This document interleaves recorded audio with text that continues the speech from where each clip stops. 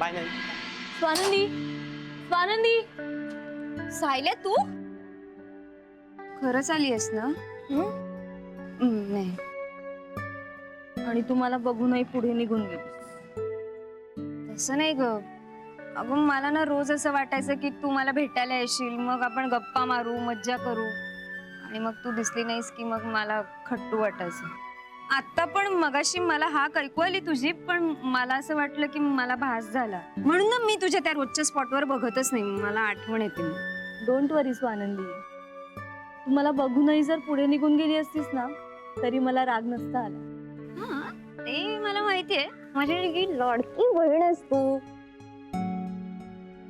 काय गो, काय झालं? तू बोलत का नाहीयेस?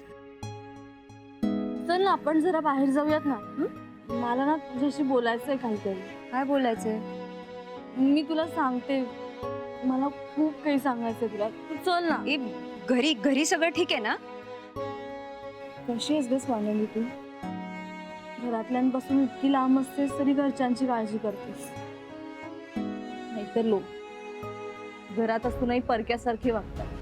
हे तू एवढी इमोशनल का झाली आहेस? मी तुला सगळं सांगते, तू चल ना. कधी चल. अगं हो सायली, काय झालं? सायली, सायली बोलत का नाहीयेस तू? सायली थांब थांब थांब. अख्खा रस्ता काही बोलली नाहीयेस माझ्याशी. काय झालं? अगं सॉरी स्वानंदी, मी चुकले. हो, शांत हो. ये आपण बसून बोलू. हा,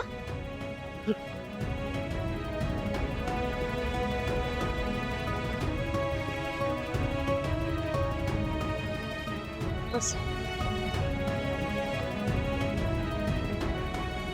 तर मला सांग, कॉफी घेशील ना की juice? Excuse me, coffee. Mood नीट कर आधी तुझं. 2 कॉफी. थँक्यू. काय झालंय नीट सांग. स्वानंदी, संपदा ताईच्या नादाला लागून मी तुझ्याशी वाईट वागले ना, म्हणून सॉरी. वाईट असं नाही, आणि ठीक आहे. अगं बहिणी होत आपण, एवढं चालतं. आई फक्त थोडी वेगळी आहे. थोडी नाही, ती खूप वेगळी आहे स्वानंदी, आणि विचित्र सुद्धा. तुला माहितीये, ती आता घरात एकटी पडली आहे. तिचे विचार, इंडिपेंडंट फील सगळं आवडायचं ग मला. महेश दादा तिला काही न सांगता घरी सोडून गेला, ते नव्हतं आवडलं मला, आणि म्हणून तर मी तिची साथ देत होते. पण तिने त्याचा चुकीचाच अर्थ काढला. चुकीचा अर्थ म्हणजे?